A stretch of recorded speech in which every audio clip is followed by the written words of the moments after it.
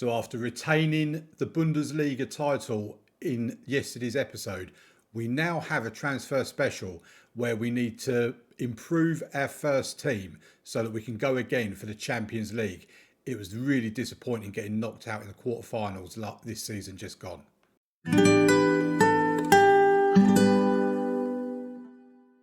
So we start here with a finance screen, mainly just to remind you, if you missed it in yesterday's episode, that we have a £66.2 million transfer budget with basically £4 million in the wage budget.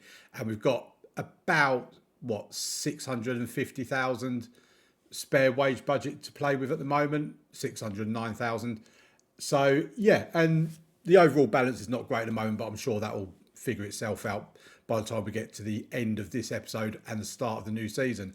So what I'll do is we go to the inbox quickly just to show a couple of things here.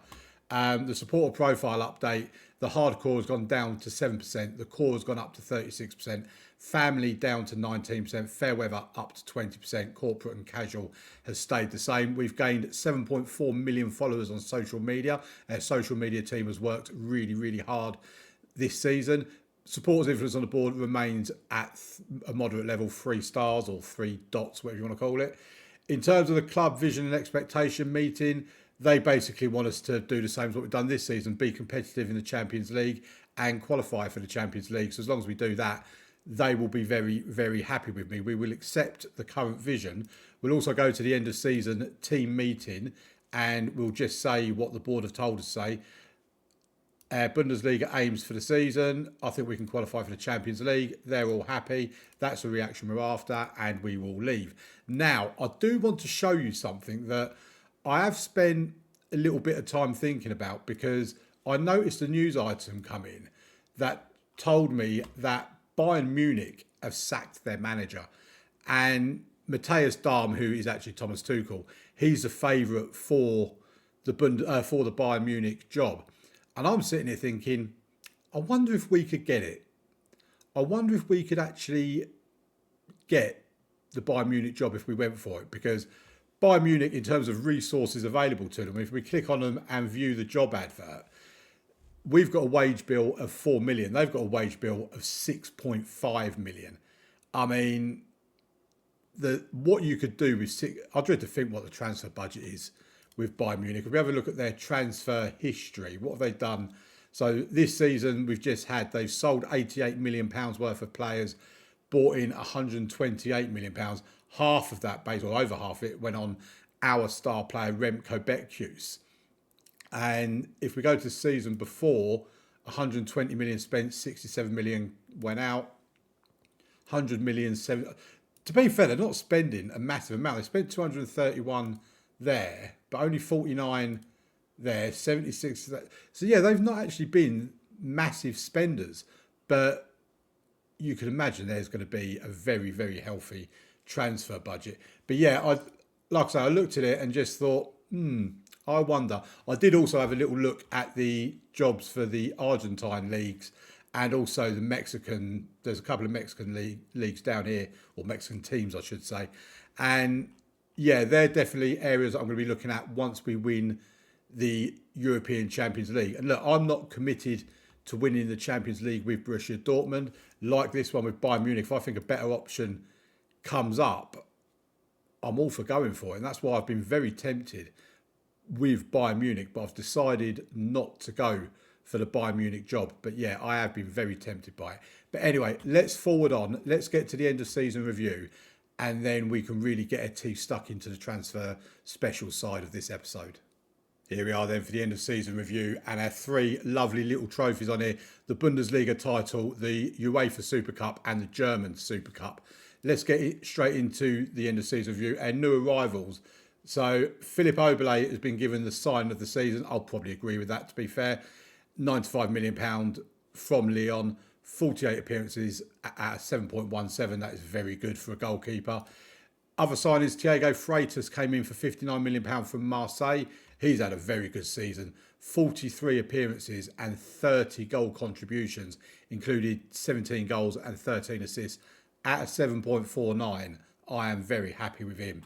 Guevara Reed, who basically came in as a backup fullback to Gaston Nunes and Carnevale. kind of took a senior role in the team. 26-year-old fullback from FC Porto at £37.5 million. 45 appearances, 7 goals, 7 assists at 7.21, and some important goals in there as well. I'm very happy with him as well. Aladdin Sahin from VfB Stuttgart for 69 million. He's done very well since he's been here. 11 goal contributions, 8 goals, 3 assists, 7.17. He's played out on the right, he's played up top. This season is the big time for him. This is when he'll really be earning his money. Only 21 years old. Lovely young player. I do like to get in the good young players for my team. Philip Oberle, as I've already gone through. Ryan Shirky. Now, I've kind of given this guy a bit of a hard time, and I'm feeling a bit bad about it now, because we got him in for 80 million from Lyon. 36 starts, 6 sub appearances. That's 42 appearances, 8 goals, 12 assists at 7.15. He's actually been pretty decent for us, really. And again, he plays on the right, he plays on the left. He don't really just settle down in one position. Armin Ziris, 23-year-old centre-back from Juventus for £55 million. 43 appearances, 3 goals, 3 assists at 7.06. Very happy with him as well. Romeo Lavia from Crystal Palace, 68 million, 31 starts, 3 sub-appearances, 4 goals, 6 assists at 7.05. I love the fact they're all in the sevens. Then we've got Alessandro Granelli from AS Roma for £67 million. 30 appearances, 13 starts, 17 from the subs bench, 6 goals, 3 assists at 7.02. And Federico Gaipo, 20-year-old wonder kid from Benfica's B team, 23 million. He's only made 7 starts, 17 sub-appearances, 1 goal, no assist, 6.85.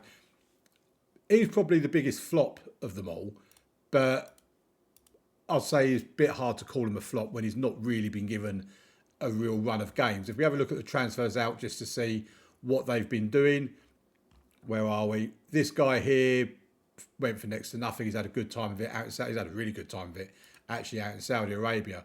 He's been doing... He was a very decent player, to be fair, but he just wasn't ever going to get in our team.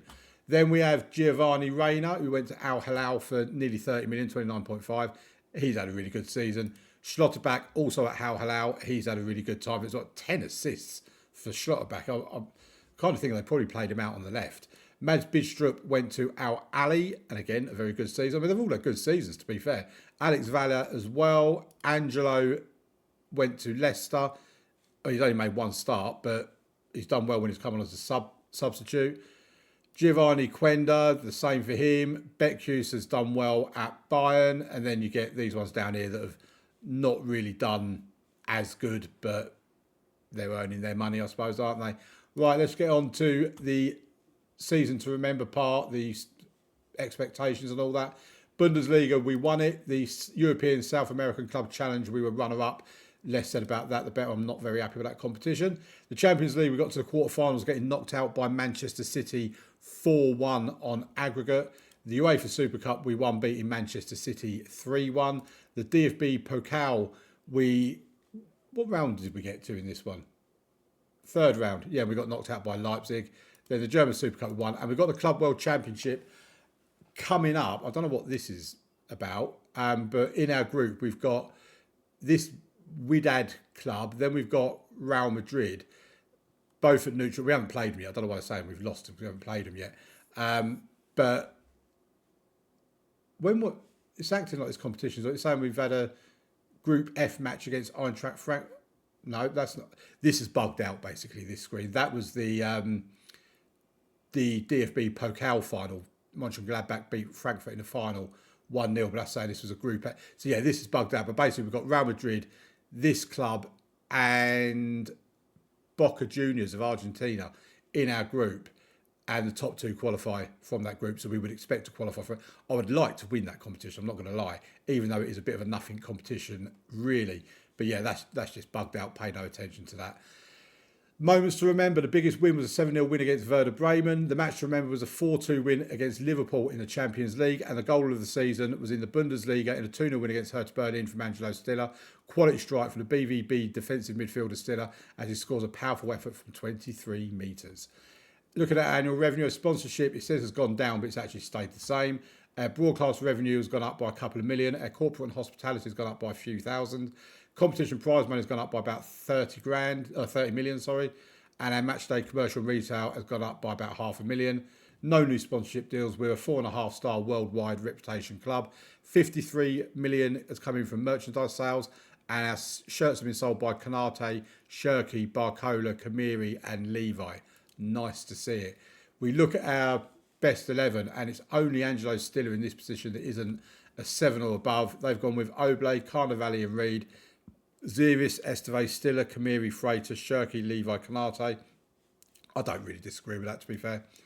Then the accolades. Most clean sheets by a player in the season. Philip Oblate with 25 clean sheets has broken that record. Club awards. Fans player of the season is Thiago Freitas. The young player of the season is Erez Levi. Sign of the season is Philip Oblate. Goal of the season, Angelo Stiller. Top goal scorer, Karim Canate with 23 goals in all competitions. Most assists was Erez Levi with 15 assists. Very happy for him to get that. Most player of the match awards, Ryan Shirky. Highest average rating is Thiago Freitas, and most passes completed per 90 minutes is Frederick Reuter.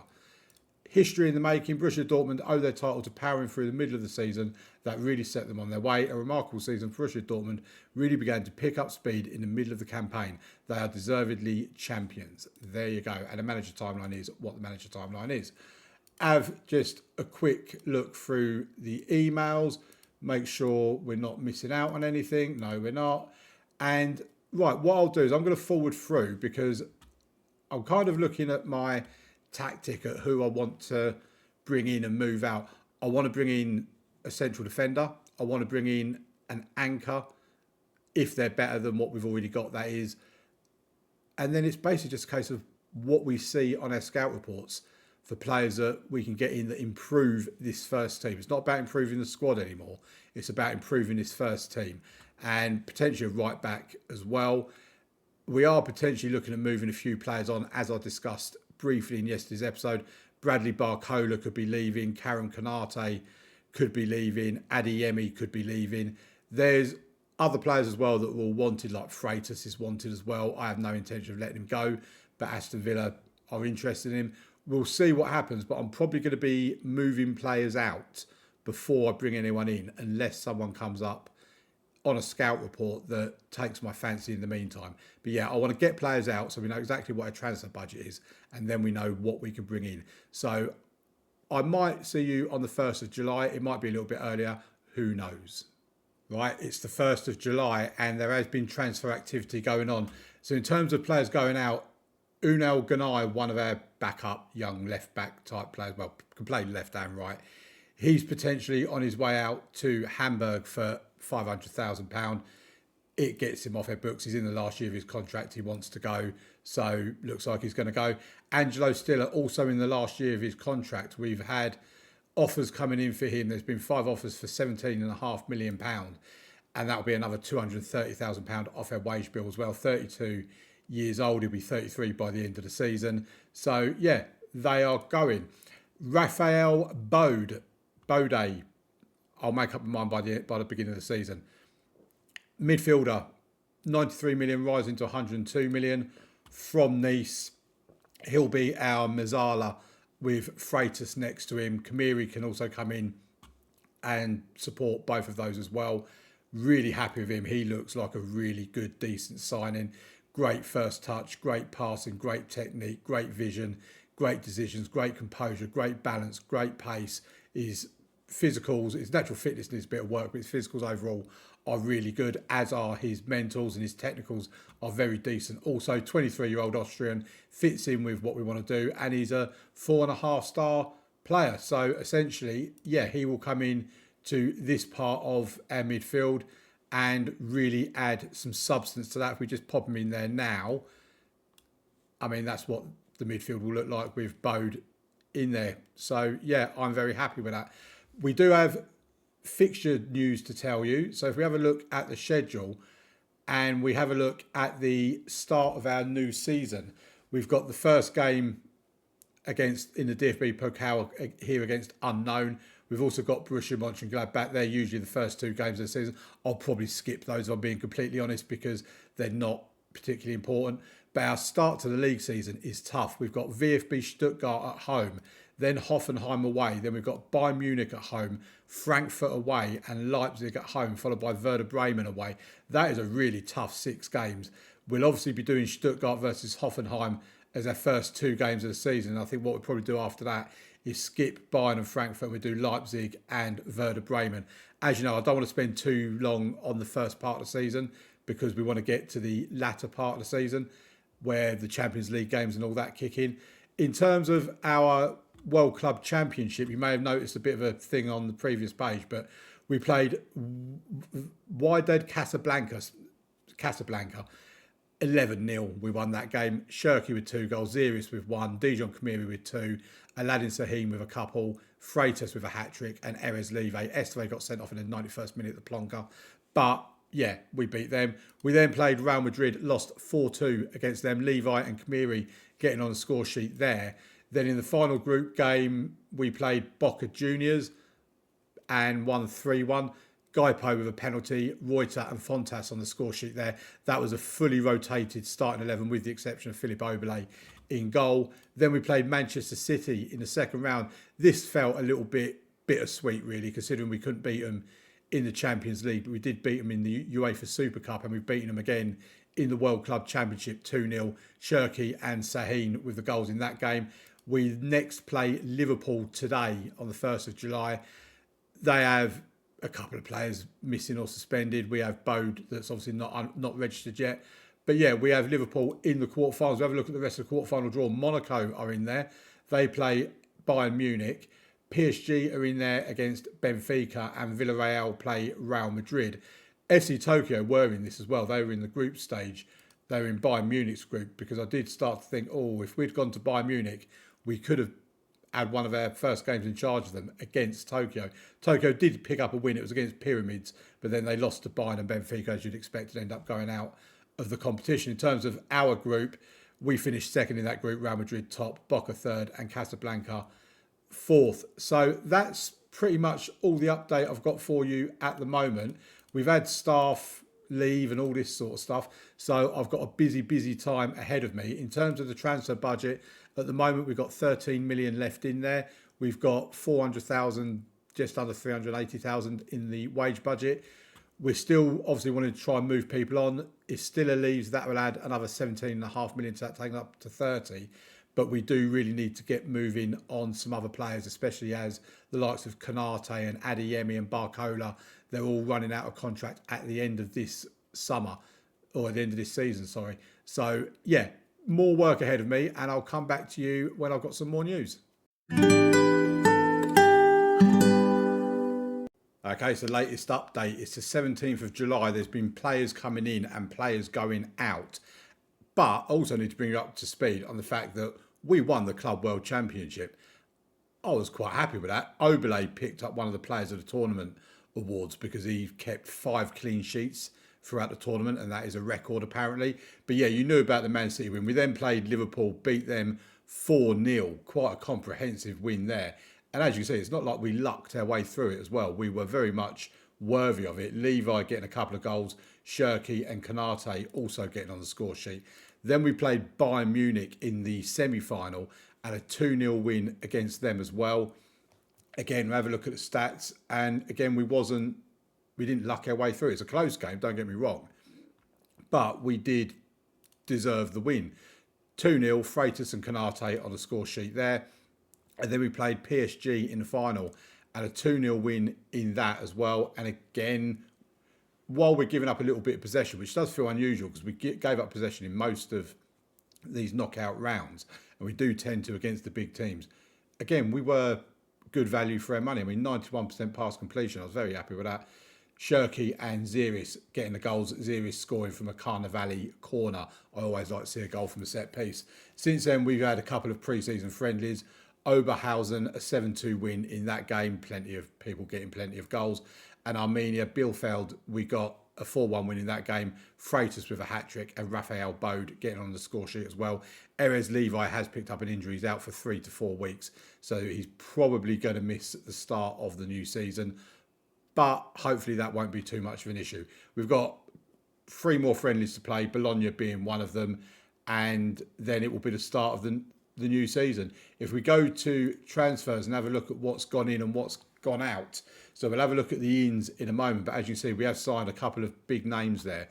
Matteo Niku has completed his transfer. He had a mandatory fee in place with Torino from his loan spell there, so he's gone there for 4.1 million. Angelo Stiller has gone to Al Hilal for 17.25 million.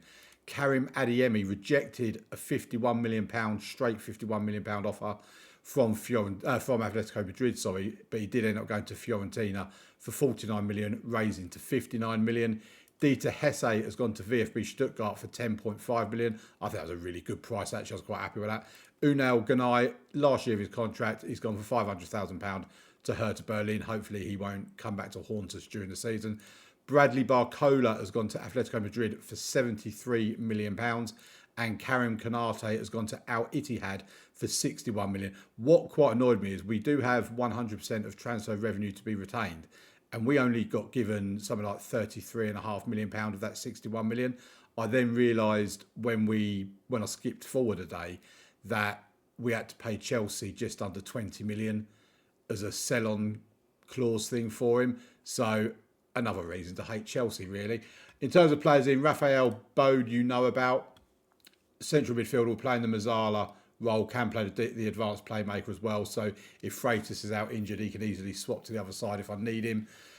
4.5 stars. I mean, just look at his attributes. He looks really, really good, and he's looked pretty decent in pre-season. And he's already got a value of upwards towards £200 million. So he's doubled his valuation, basically. Then we brought in Christian Safiu, another midfielder. This one is an anchor. And I did say at the beginning of the video that I was looking for a potential upgrade in that anchor role.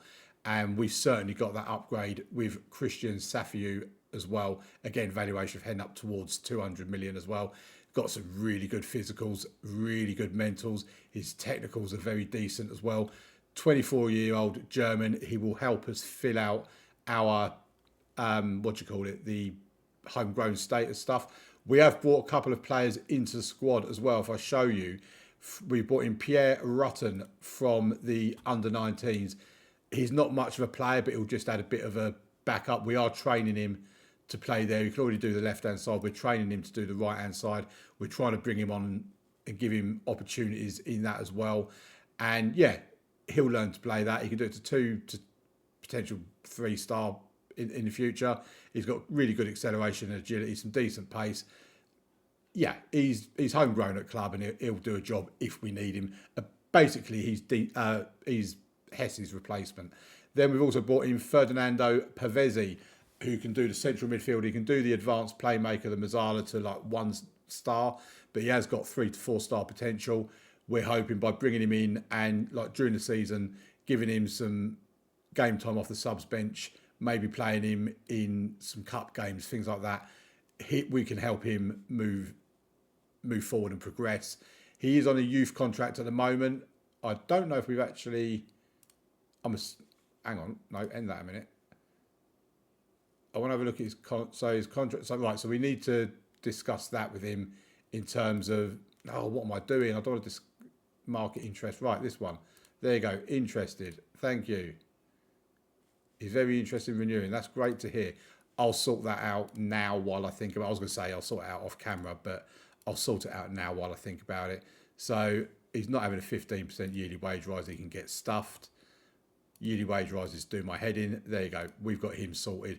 He will stay. So yeah, a couple of players have come in to help with the homegrown side of it. If we have a look at it, we've got 1, 2, 3, 4, 5, 6 homegrown at club, 3 homegrown at nation. That's before we bring anybody else in. We've currently got a squad, if we have a look, of 26. In terms of the Champions League, Pavesi and Rutten wouldn't need to be registered, neither would Drago. Leighton, Butler, we might not even include in their Champions League squad. So we've still got room to bring in another couple of players as well. So yeah, all's looking good. So far, we've got 215 million has gone out, has come into the club, and 168 million has come in. If we go to the transfer centre, we are also we have rejected an offer for Frederick Rutter from Liverpool, 24.5 million rising to 41.5 million. I don't really want to sell him. If I have to sell him, I will. But I'd like to get a bit more money up front, to be honest. We are looking at bringing in Matteo Caicedo for 20 million, rising to 65 million. He's basically additional support for the right and left hand side because we've got rid of Adeyemi and Barcola. We just need to bring in another player for them positions as well. So yeah, he looks pretty decent as a backup option. So I thought we'd get a bit of South American vibes going on here. 26 years old, he'll do the job for 20 million. Right, let's move forward a bit further and I'll let you know when there's any more news to bring you. Oh, boys and girls, we have got some transfer news to bring you. And just a quick update on some of the fixtures.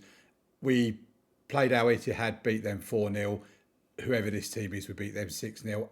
Quite stunningly, we beat Bologna 7-1. Bologna are not a bad team. They are Serie A.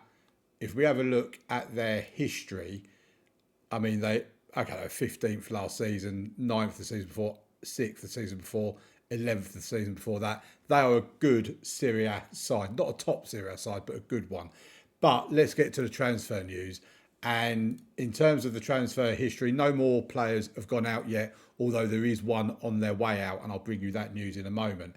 But we've brought in a right back and a striker. The right back, for those of you that watched the series when we was at Monaco, you will know all about him. Brian Espinosa has come in for £80 million. He is a world-class attacking fullback, and I loved him at Monaco, and now I brought him in. We've now got our left and right defence is our former left and right defence at Monaco, Carnevale and Espinosa, and I couldn't be happier. Then we brought in Juan Rios. One reason why we brought this player in, 24-year-old Mexican, is because we had about 4 players came to me complaining after we sold Karim Kanate, and I told them that we will be bringing in reinforcements. I already did have plans to bring in reinforcements anyway. Saw this guy, Juan Rios, from Southampton. They bought him last season for £15.5 million, 12 goals from 32 games, only 18 of those were starts, 14 were off the sub bench. Got 3 assists as well, 7.11. Looks like he's a decent player. He's been at PSG previously and not really done a great deal there, to be honest, mainly for their second team. But yeah, I mean, his finishing is fantastic, as is his first touch. His technique is amazing. His bravery is amazing. His anticipation is pretty good. His composure, his decisions are decent. He's very determined. He's got good off the ball, really good acceleration and good pace. It just seems like a no-brainer. £72 million is his valuation at the moment, so he's not gone up in that sense at the moment. But Juan Rios will be our new out-and-out striker, basically. But he can also play on the on the right-hand side. In terms of players potentially going out, Maxime Esteve is potentially going to be leaving us. I'd already made the decision that he weren't going to be a first-choice starter for us. So Liverpool have come in with a bid of 40 million. The intermediary is going to be taking a £9 million, a 9% cut of it. And yeah, I know some people say, well, you bought him for 90 million, you've lost 50 million on him. But when we bought him in, it was when we first arrived here, we had pretty much no defenders or centre backs anyway, other than Schlotterbeck. We needed someone to partner Schlotterbeck and help steady the ship. He was a reliable hand. He's been ever present for us. 7.08, 7.11. He is really good. But the reason why I've decided to let him go is because Federico Gaipo, who is a 5-star potential wonder kid for us, I feel we need to be giving him game time. He's 20 years old now. He's got really good passing, really good technique, very decent tackling, very decent marking. He's all round a really good player, and I just feel we need to try and make the most of this young man. So he is going to be my first choice partner for Armin Ziris, which means Frederick Reuter is going to be our backup centre-back. He can play either left or right. He's decent enough with both feet. We do also have Christian Safu, who is our anchor in midfield. He can play centre-back if we need to, and to pretty decent standards, 3 stars. He's got decent height about him, jumping, reach, heading, all that sort of stuff. And on top of all that, Carolot can also play there. I'm not really keen on Carolot playing there because he's only 5'9", but he can play centre-back if we need to. So I'm happy we've got plenty of cover in that position, which basically means this is how our first choice team looks. And I think this is a really good team. I am so excited by this team. Oblé in goal, Carnevale left back, Espinoza right back, Guy Pope and Zirius in the middle, Safiu, Bode and Freitas in the midfield, Shirky and Aladdin Sahin out wide with Rios up top. I mean, this team is pretty much unrecognisable from the team when we first came here. In actual fact, I don't think there's a single player here in this first team that was in the first team when we arrived. And that is testament to the rebuild job that we have done at Dortmund. One other thing I do want to have a look at as well is I've had a comment a while back now about Sota Sato, isn't it? Sota Sato. And I just wanted to have a little look at him really because Arsenal bought him from us when we was at Sassuolo. Arsenal bought him from us when we was at FC Tokyo for 3 million. And he was like our wonder kid, 5-star potential signing. And at the moment, he's not really living up to the expectations that let's have a look at his history. He was with us for all these years. We obviously only had him for the couple of years around here. And this was the main season where he had 34 appearances, 8 goals, 16 assists, 3 player and match awards at 7.23. Then he went to Arsenal for 3.3 million. We got him back on a free loan, didn't pay any wages or anything like that. 13 goals, 7 assists at 7.24, 5 player and match awards, 34 appearances for us. Then he went to Arsenal. He made 1 appearance off the subs bench in the league, got a 6.80 rating, then didn't make an appearance, and then he made 2 appearances, both off the sub bench, in the 2031-32 season. 2 appearances, like I say, off the bench, 1 goal, 7.10, and he was never seen again, basically. Arsenal absolutely wasted him. He then left Arsenal to go to Sassuolo on a free transfer, 15 appearances, 2 goals, 1 assist at 6.92. I mean, he doesn't look bad. Let's click Scout. Let's get Scout report in on him. But yeah, it's just a shame he never really got to do it at Arsenal. But hopefully now he's gone to Sassuolo. He's there for another, 4 years. Hopefully he will come good. In terms of our schedule, we've got the Super Cup game against Borussia Mönchengladbach next. It's basically game day today. Then we've got the DFB Pokal first round against Barrikstad SV. No idea who they are. I presume they're a German team somewhere. Their division is the Bavaria North, founded in 2018. If you know who they are, let me know in the comments. I mean, they've got an 18,000 capacity stadium. I mean, that's bigger than a couple of Premier League stadiums. Let's be honest. So yeah, we're going to be playing those 2 games off camera. I don't really see the point in showing them. They're just meaningless games, really. And then we'll come back. Tomorrow's episode will be VfB Stuttgart and Hoffenheim in the league.